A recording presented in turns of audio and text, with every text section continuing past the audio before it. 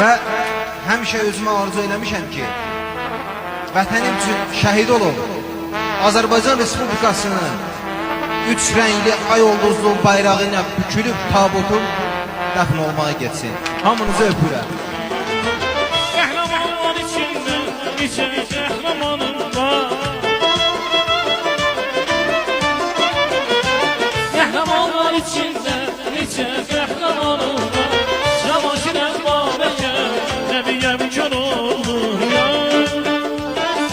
Azərbaycan olur ya, Azərbaycan olur.